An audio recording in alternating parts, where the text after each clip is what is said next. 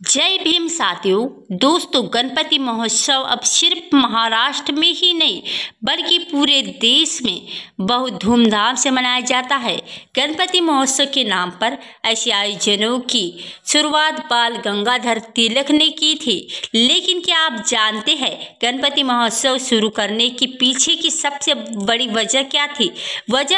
आइए हम आपको बताते। इस मुख्य वजह थी बहुजन के आंदोलन को दबाना था और राष्ट्रपिता जब फुले के मिशन में अड़ंगा लगाना था। तो आगे इस वीडियो में हम जानेंगे कि कैसे बाल गंगाधर तिलक ने गणपति महोत्सव के बहाने समाज सुधारों को रोकने की कोशिश की थी, और आज की इस वीडियो में हम इसी के बारे में आपको बताएंगे। तो चलिए शुरू करते हैं। 19वीं सदी का भारत जातियों का हिसाब से बुरी तरह बटा हुआ था। ब्राह्मण सबसे ऊपर, शूद्र अति शूद्र समाज यानी दलित समाज बहुत बुरी हालत में था। तभी शूद्र और महिलाओं की पशुओं से भी बदतर थी। ऐसे मुश्किल वक्त में राष्ट्रपिता ज्योतिबा फुले जैसे सितारा और चमका, जिसने इसी देश को दलितों को रहने लायक बनाने के लिए अपनी पूरी जिंदगी लगा दी। ज्योतिबा फुले कहते थे कि इंसान और इंसान में जाति के आधार पर भेदभाव नहीं किया जाता और जाना चाहिए। महात्मा फुले ब्राह्मणवाद के खिलाफ जबरदस्त आंदोलन चलाते हैं। वह शूद्र अति शूद्रों को अंधविश्वास से बाहर निकालने के लिए 24 सितंबर 1873 को सत्य शोधक समाज की स्थापना करते हैं। तभी महात्मा फुले ब्राह्मणों की सत्ता को चुनौती देते हैं। वह महिलाओं की शिक्षा पर जोर देते हैं और पहले अपने पत्नी सावित्रीबाई फुले के साथ मिलकर सभी 1848 में भारत में लड़कियों के लिए पहला स्कूल खोलते हैं। तभी ज्योतिबा फुले 19वीं सदी के भारत में क्रांति लाकर रख दी थी। उन्होंने विधवा पुनर्विवाह शुरू किया था और कराया था। तभी ब्राह्मण पुरोहित के बिना शादी करने की शुरुआत की। बाल विवाह के खिलाफ कैंपेन चलाया। वह जगह जगह पोस्टर चिपकाते थे, कैंपेन करते थे और लोगों को बात करते थे कि महिलाओं को और बच्चों के लिए चिल्ड्रन होम भी खोले। दलितों पिछड़ों के लिए शिक्षा पर भी जोर दिया। महात्मा फुले के ये काम ब्राह्मणवादी सत्ता को खत्म करने का काम कर रहे थे। तभी महात्मा ज्योतिराव फुले का सत्य शोधक समाज की गतिविधियों ने पुणे के साथ साथ पूरे महाराष्ट्र के ब्राह्मणों को और उनकी नींद उड़ा दी थी। तभी ब्राह्मणों को लगता था कि अगर शूद्र और अतिशूद्र पढ़ लिख लेंगे तो ये समाज उनको सवाल जवाब करेंगे और करने लगेंगे। महिलाओं भी शिक्षित हो जाएगी तो फिर उनकी दुकानदारी ही बंद हो जाएगी। ब्राह्मणों ने फुले को डराने धमकाने की भी खूब कोशिश की, लेकिन महात्मा फुले को मारने के लिए उनके घर धोडिम्बा जैसे हत्यारों को भी भेजा, जो कि बाद में ज्योतिबा फुले की ही अनुयायी बन गए। तभी महात्मा फुले को घर से ही निकलवा दिया गया और समाज ने उनकी ही पत्नी यानी सावित्रीबाई फुले पर गोबर पर फेंका, लेकिन वह झुके नहीं। धीरे धीरे सावित्रीबाई फुले का ये असर सिर्फ पुणे में ही नहीं रहा बल्कि पूरे महाराष्ट्र और आसपास के सभी जगह दिखाई देने लगा। पुणे के लिए ही नारायणपेट में बाल गंगाधर तिलक ने अखबार केसरी का हैंड वेटर था, जिसके लिए तिलक ने एक कट्टर ब्राह्मणवादी व्यक्ति थे जो महात्मा फुले के सबसे बड़े आलोचक के रूप में जाने जाते थे। तिलक ने महात्मा ज्योतिराव फुले के आंदोलन को बदनाम करने, उन्हें अंग्रेजों का पिट्ठू साबित करने और हिंदू धर्म का दुश्मन दिखाने के लिए अपने अखबार केसरी और मराठा में लगातार लेख प्रकाशित किए और उनके बारे में बहुत बुरी बुरी बातें लिखी। लेकिन इस सब के बावजूद भी महात्मा फुले का असर कम नहीं हुआ और हो रहा था। ऐसे में बाल गंगाधर तिलक ने धर्म और राष्ट्रवाद के नाम पर लोगों को जुटाने की चाल चली, और आज भी आप देखते हैं कि लोग धर्म के नाम पर स्थानों पर खींचे चले आते हैं। 19वीं शताब्दी के आखिरी दशकों में भी कुछ ऐसा हुआ जब बाल गंगाधर तिलक ने जब गणेश महोत्सव मनाने की शुरुआत की। तभी तिलक ने लोगों को हिंदू धर्म के नाम पर लावत किया और गली मोहल्ले में धूमधाम से गणेश उत्सव मनाने लगे। इस बारे में महान स्कॉलर गेल होमवेट ने भी अपनी किताब कल्चर रिपोर्ट इन ब्राह्मण मूवमेंट इन ब्रिटेन इंडिया का पेज नंबर 262 और 64 पर लिखती है। और तिलक ने धार्मिक भीड़ को अपने ही राष्ट्रवादी एजेंट से जोड़ने के लिए गणपति महोत्सव की शुरुआत की थी। इन मेलों में गीत गाने वाले लोग का न सिर्फ अंग्रेजों और मुसलमानों का मखौल बनाते थे, बल्कि समाज सुधारकों के लिए और उनके बारे में भी ऊंच पटांग बोलते थे। तिलक महात्मा ज्योतिराव फुले को बिल्कुल पसंद नहीं करते थे और अक्सर अपने अखबार केसरी और मराठे में उनके खिलाफ और उनके संगठन समाज के खिलाफ और उनके बारे में बहुत बुरी बुरी बातें लिखते थे। और गंगाधर तिलक गणेश महोत्सव के नाम पर जुटने वाली भीड़ को महात्मा फुले और उनके संगठन के खिलाफ भड़काने के लिए खूब भाषण देते थे। तभी पता नहीं क्या क्या बातें बोलते रहते थे, बहुत बुरी बुरी बातें बोलते थे। इस तरह से उन्होंने धार्मिक जुलूस का इस्तेमाल अपनी ब्राह्मणवादी विचारधारा को आगे बढ़ाने के लिए किया। अब मैं आपको राष्ट्रपिता ज्योतिबा फुले और बाल गंगाधर तिलक के बीच चलते वाले मतभेदों के बारे में भी बता देती हूँ कि ऐसे कौन मसले थे कि किन किन मुद्दों पर उन दोनों के बीच में भेदभाव था। वो तिलक जो है वो महात्मा फुले को अपना दुश्मन मानते थे। राष्ट्रपिता ज्योतिबा फुले कहते थे कि ये 4 वर्णों पर आधारित जाति व्यवस्था बहुत खराब चीज़ है और इंसानों के बीच में जाति भेद नहीं होना चाहिए। लेकिन तिलक चतुर्वर्ण जातिवादी के कट्टर समर्थक थे और तिलक का मानना था कि जाति पर भारतीय समाज की बुनियादी टिकी है। जाति की समाप्ति का अर्थ है भारतीय समाज की बुनियादवादी को तोड़ दे, साथ ही राष्ट्र और राष्ट्रीयता को भी तोड़ देना। तिलक ऐसा मानते थे। और इनका मुकाबला अगर आप देखेंगे तो जो राष्ट्रपिता ज्योतिबा फुले है वह कहते हैं कि जाति जो है वह बहुत खराब चीज़ है और महात्मा फुले को जाति को असमानताओं की बुनियादी मानते थे और इसे समाप्त करने का संघर्ष कर रहे थे, आंदोलन चला रहे थे कि जाति व्यवस्था को खत्म किया जाए। जबकि तिलक ने फुले को राष्ट्रद्रोही कहा क्योंकि वह राष्ट्र की बुनियाद जाति व्यवस्था को तोड़ना चाहते थे।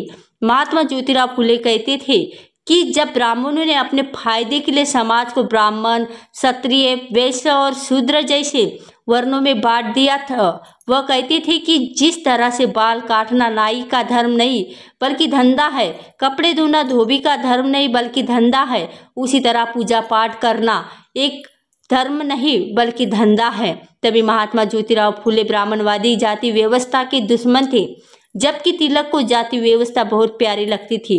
तिलक कहते थे कि सभी जातियों को अपनी जाति का ही काम करना चाहिए, यानी चतुर्वर्ण की जातियों के हिसाब से जातियों को अपनी जाति का ही काम करना चाहिए, यानी चतुर्वर्ण की जाति के हिसाब से लोगों को जो काम सौंपा गया है उन्हें वही काम करते रहना चाहिए। बाल गंगाधर तिलक ने महान और मातंग जैसी अछूत जातियों के लिए स्कूलों में भी प्रवेश का पूर्णतया विरोध किया और कहा कि केवल उन जातियों का स्कूलों में प्रवेश होना चाहिए जिन्हें प्रकृति ने शिक्षा लेने के लायक बनाया है, यानी उच्च जातियों को, यानी तिलक दलित ओबीसी को इस लायक ही नहीं मानते थे कि उन्हें शिक्षा दी जा सके। वह सिर्फ ब्राह्मणों को ही सत्ता चाहते थे। वे चिंतपावन ब्राह्मण थे और अपने ब्राह्मणवादी नजरियों को बढ़ाने के लिए तमाम तरीके के काम करते थे।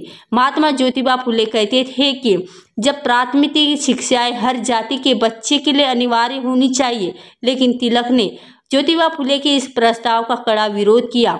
उन्होंने कहा कि कुणबी किसानों समाज के बच्चों को इतिहास, भूगोल और गणित पढ़ने की क्या जरूरत है, उन्हें अपने परंपराएं पेशियों को अपनाना चाहिए, यानी जो काम उनका दिया है वही काम करना चाहिए। आधुनिक शिक्षा उच्च जातियों के लिए ही उच्च है, जबकि महात्मा फुले लड़कियों की शिक्षा पर खास जोर देते हैं, लड़कियों के लिए स्कूल खोलते हैं, लेकिन तिलक उसका कड़ा विरोध करते हैं।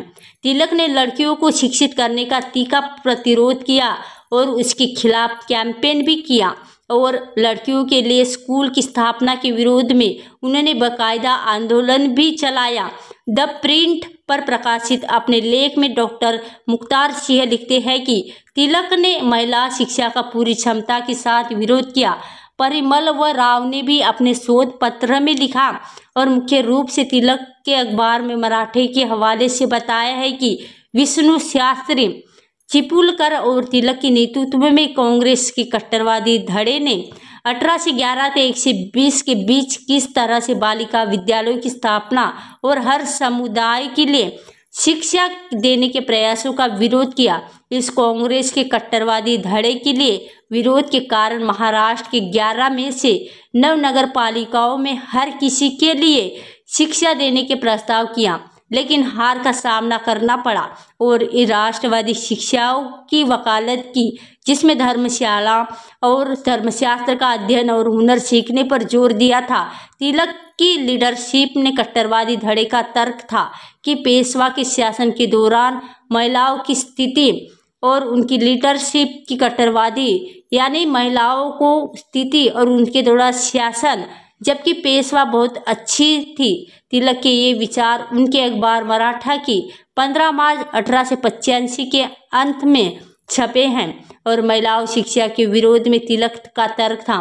इसलिए महिलाओं को कमजोर होती है और उनका काम सिर्फ संतान को आगे बढ़ाना है, इसलिए उनको शिक्षित करने से उनको पीड़ा होगी, क्योंकि आधुनिक शिक्षा को समझना और उनकी शक्ति से बाहर है।